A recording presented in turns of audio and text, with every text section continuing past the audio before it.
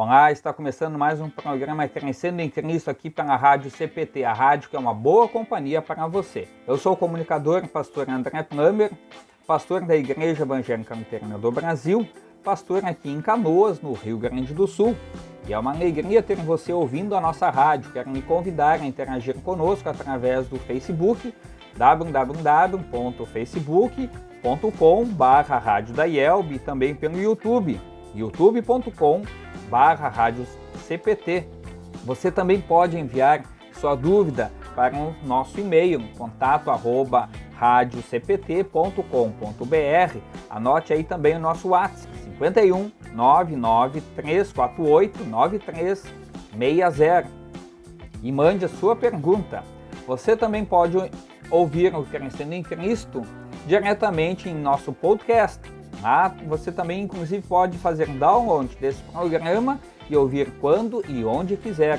No programa de hoje, nós vamos estudar o Evangelho de Marcos, capítulo 6. E antes de começar o estudo, quero convidar você a nós orarmos dizendo: Senhor Deus e Pai, queremos estudar a Tua Palavra, que esse estudo possa iluminar a nossa vida, a fim de que nós possamos Te servir com fidelidade. Em Teu nome, Jesus, nós assim clamamos e em Ti nós confiamos. Amém.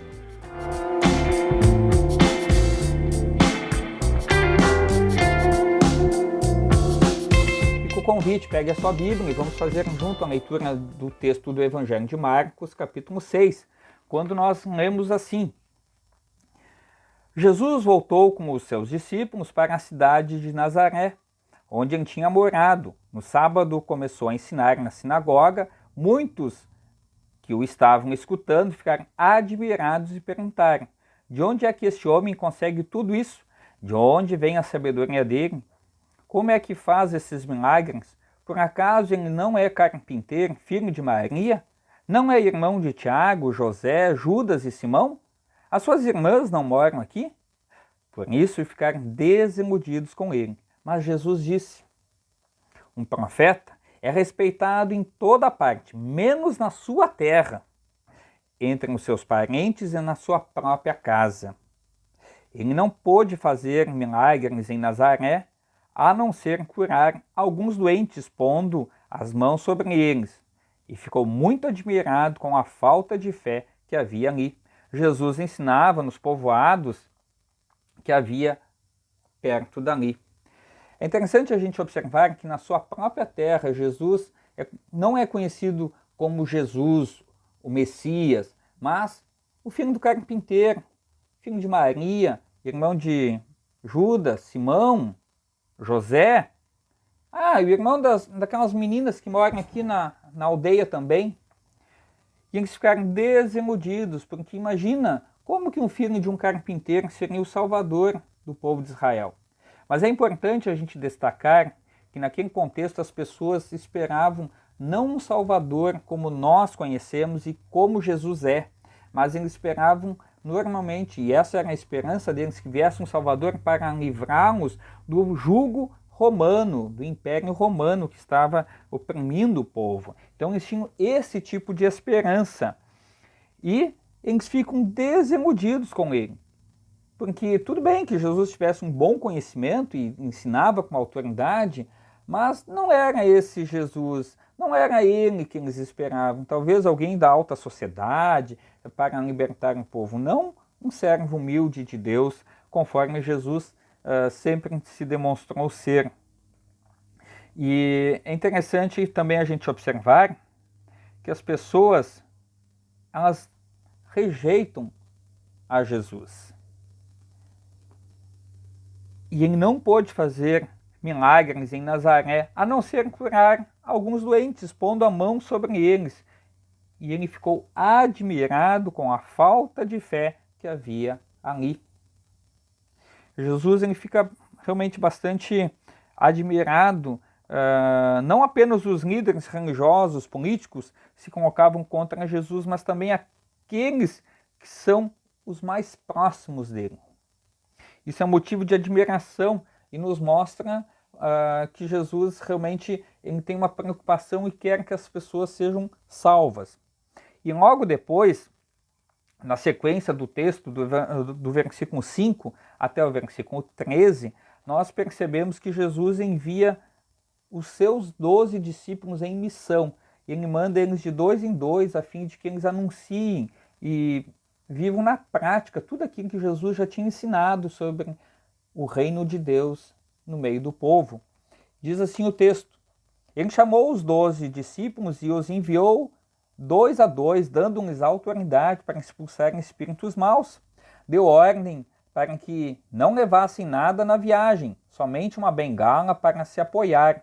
Não deviam levar comida, nem sacola, nem dinheiro, deviam calçar sandálias e não levar nenhuma túnica a mais. Disse ainda: quando vocês entrarem na cidade, fiquem hospedados na casa em que forem recebidos até saírem daquela cidade. Mas, se em algum lugar as pessoas não quiserem recebê-los, nem ouvi-los, vão embora.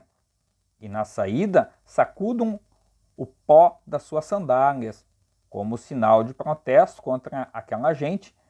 Então os discípulos foram e anunciaram que todos deviam se arrepender dos seus pecados. Eles expulsavam muitos demônios e curavam muitos doentes, pondo azeite na cabeça deles. Os discípulos então saem em missão e anunciam arrependimento. É a mesma mensagem que o último dos profetas, João Batista, anuncia lá no deserto, né? Ele diz assim para aquelas pessoas: arrependam-se dos seus pecados e sejam batizados.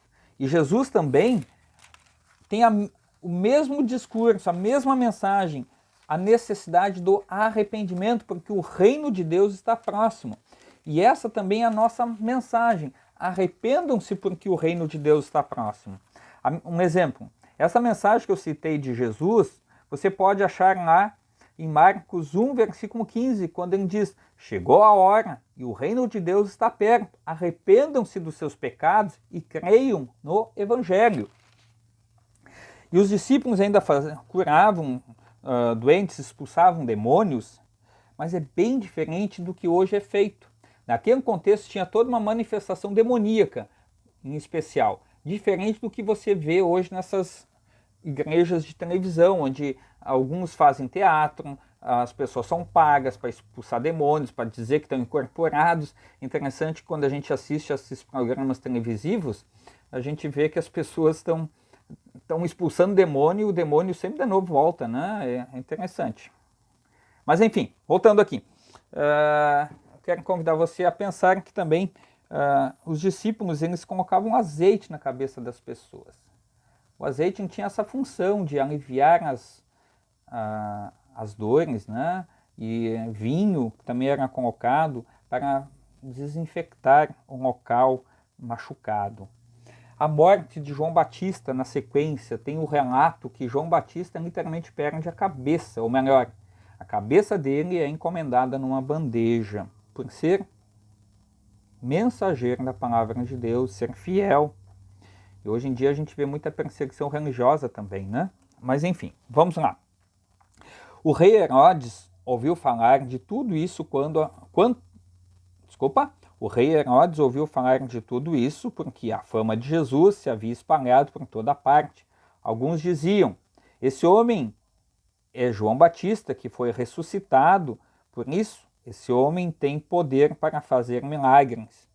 Outros diziam que ele era Elias, mas alguns afirmavam: ele é profeta, como um daqueles profetas antigos. Quando Herodes ouviu isso, disse: ele é João Batista. Eu mandei cortar a cabeça dele e agora ele foi ressuscitado. Pois tinha sido Herodes mesmo quem havia mandado prender João, amarrar as suas mãos e jogá-lo na cadeia. Ele havia feito isso por causa de Herodias, com quem havia casado, embora ela fosse esposa do seu irmão Filipe. Por isso João tinha dito muitas vezes a Herodes: pela nossa lei, você é proibido de casar com a esposa do seu irmão. Herodias estava furiosa com João e queria matá-lo, mas não podia, porque Herodes tinha medo dele, pois sabia que ele era um homem bom e dedicado a Deus. Por isso Herodes protegia João e, quando o ouvia falar, ficava sem saber o que fazer, mas, mesmo assim, gostava de escutá-lo. Porém, no dia do aniversário de Herodias, apareceu a ocasião que Herodias estava esperando. Nesse dia, Herodes deu um banquete para as pessoas importantes do seu reino, altos funcionários, chefes militares e autoridades da Galiléia. Durante o banquete, a filha de Herodias entrou no salão e dançou. Herodes e os seus convidados gostaram muito da dança. Então o rei disse à moça: "Peça o que você quiser, e eu lhe darei." E jurou: Prometo que darei a você, prometo que darei o que você pedir, mesmo que seja metade do meu reino." Ela foi perguntar à sua mãe o que devia pedir. E a mãe respondeu: "Peça a cabeça de João Batista." No mesmo instante, a moça voltou depressa onde estava o rei e pediu: "Quero a cabeça de João Batista, num prato agora mesmo." Herodes ficou muito triste, mas por causa do seu juramento que havia feito na frente dos convidados, não pôde deixar de atender o pedido da moça. Mandou imediatamente um soldado da guarda trazer a cabeça de João. O soldado foi à cadeia, cortou a cabeça de João, pôs num prato e deu à moça, e ela a entregou à sua mãe. Quando os discípulos de João souberam disso, vieram levar o corpo dele e o sepultaram. A fama de Jesus chega até os ouvidos de Herodes. E aí aquilo me incomoda, porque afinal de contas, Jesus estava se tornando famoso e as pessoas estavam comentando a respeito. E aí as pessoas se questionam: bom, mas deve ser um profeta dos antigos, ou quem sabe Elias, aquele que havia sido anunciado que haveria de voltar. Mas o rei Herodes disse: não, com certeza deve ser João Batista, que eu mandei matá-lo e agora ele vem para me atormentar, né? Enfim, ele foi ressuscitado. E tudo isso porque, lendo a sequência da história, a gente viu ali que João Batista havia sido preso porque ele havia acusado o incesto. Quer dizer que, dentro da lei de Moisés, Moisés proibia que Herodes estivesse, digamos, casado com a sua cunhada. Isso era pecado gravíssimo e não era aceitável perante a lei judaica. Aí, Herodias, a mulher, ela aproveita a situação que a filha dela, num momento festivo, dança, mas parece-nos, não nos diz o texto, parece-nos, que tudo já estava combinado, que ela haveria de pedir então a cabeça de João Batista numa bandeja.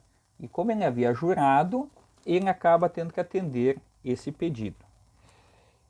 Pensando nisso, e lendo esse texto, especialmente a questão do juramento, me fez pensar num texto de Eclesiastes, capítulo 5. Dá uma olhada lá. Olha o versículo 2 lá de Eclesiastes 5, diz assim: pense bem antes de falar e não faça a Deus nenhuma promessa apressada. Deus está no céu e você aqui na terra. Portanto, fale pouco. Quanto mais você se preocupar, mais pesadelos terá. E quanto mais você falar, mais tolice dirá. Herodes falou demais, acabou falando bobagem, e aí ele pagou um preço alto. Ele teve que matar um profeta de Deus por causa que ele falou demais. Ele não pensou nas consequências daquilo que ele se comprometeu, né? Porque ele disse: olha, poderia até te dar metade do reino, porque fiquei tão feliz com a dança que você fez. E essa moça, filha de Herodias, astutamente vai lá e diz: mãe, o que eu devo fazer? E a mãe, cheia de maldade no coração, acaba incentivando que ela peça a cabeça de João Batista numa bandeja. E assim, como Herodes havia se comprometido, ele não pôde negar esse pedido. Tudo bem até aí? Alguma dúvida, algum comentário? Coloca aí nos comentários para a gente poder responder depois, tá bom? Vamos seguir na leitura então e a nossa conversa. Agora, Jesus alimenta uma multidão, isso mesmo, no versículo 30 ao 44. Os apóstolos voltaram e contaram a Jesus tudo o que tinha feito e ensinado. Tinham feito e ensinado. Havia ali tanta gente chegando e saindo que Jesus e os discípulos não tinham tempo nem para comer. Então ele lhes disse: venham, vamos sozinhos para um lugar deserto, a fim de descansarmos um pouco. Então foram sozinhos de barco para um lugar deserto, porém muitas pessoas os viram sair e os reconheceram. De todos os povoados, muitos correram pela margem e chegaram lá antes deles. Quando Jesus desceu do barco, viu a multidão e teve pena daquela gente porque pareciam ovelhas sem pastor e começou a ensinar muitas coisas. De tardezinho, os discípulos chegaram perto de Jesus e disseram: já é tarde e este lugar é deserto. Mande esta gente embora, a fim de que vão aos sítios e povoados de perto daqui e comprem alguma coisa para comer. Mas Jesus respondeu: deem vocês mesmos comida a eles. Os discípulos disseram: para comprarmos pão para toda essa gente, nós precisamos de 200 moedas de prata. Jesus perguntou: quantos pães vocês têm? Vão ver. Os discípulos foram ver e disseram: temos 5 pães e 2 peixes. Então Jesus mandou o povo sentar-se em grupos na grama verde. Todos se sentaram em grupos de 100 e de 50. Aí Jesus pegou os 5 pães e os 2 peixes, olhou para o céu e deu graças a Deus. Depois partiu os pães e os entregou aos discípulos para que eles distribuíssem ao povo, e também dividiu os 2 peixes com todos. Todos comeram e ficaram satisfeitos, e os discípulos ainda recolheram 12 cestos cheios de pedaços de pão e de peixe. Foram 5.000 homens que comeram os pães. Jesus se compadece das pessoas. Os discípulos voltaram da sua missão, lembra que a gente leu há pouco? Eles voltaram da sua missão e estavam compartilhando com Jesus. Mas essa mensagem que os discípulos anunciaram, ela teve efeito. Efeito esse que, além da fama de Jesus, a mensagem que os discípulos levaram, ela fez com que as pessoas também provavelmente o seguissem querendo saber mais. E diz o texto que quando os discípulos voltaram para compartilhar essas notícias com Jesus, uma grande multidão se reuniu e Jesus ficou com dó dessas pessoas, porque eles pareciam pessoas sem pastor, como ovelhas sem pastor. Eles estavam perdidas, não sabiam para onde e o que fazer.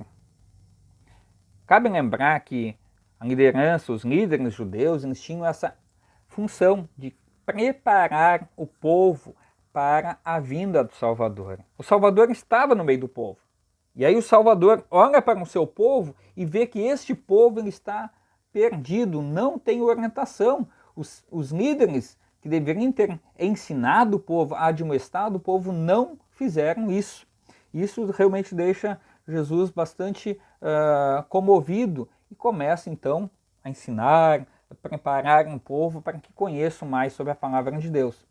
Isso cabe lembrar que muitas pessoas hoje estão, infelizmente, como ovelhas sem pastor, estão seguindo falsos líderes, falsos mensageiros da palavra, que não têm essa preocupação de ensinar o povo. E muitos irmãos acabam muitas vezes se iludindo com essa falsa ideia de que o mundo é aqui e agora, e não se tem uma preocupação para o depois.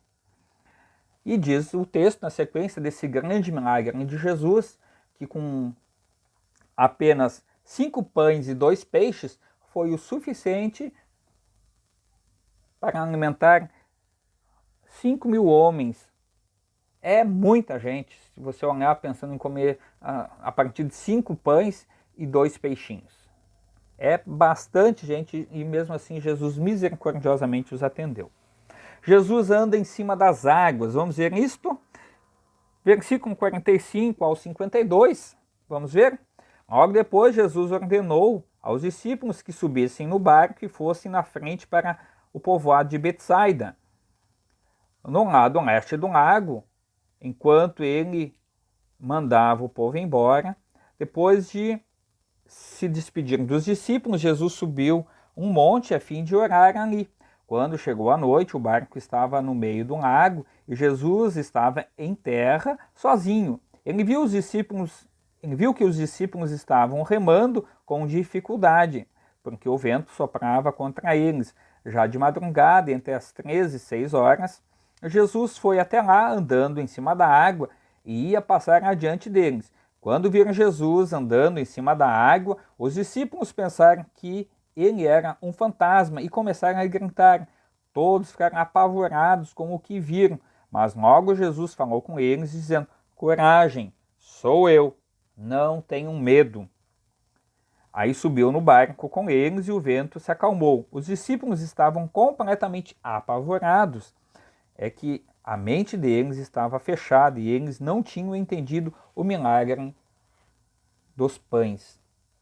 Essa passagem é bastante interessante porque Jesus, além de andar em cima da água, ele acalma a tempestade e leva um conforto, né, a tranquilidade num momento bastante turbulento para os seus discípulos que estavam bastante assustados. Diz o texto,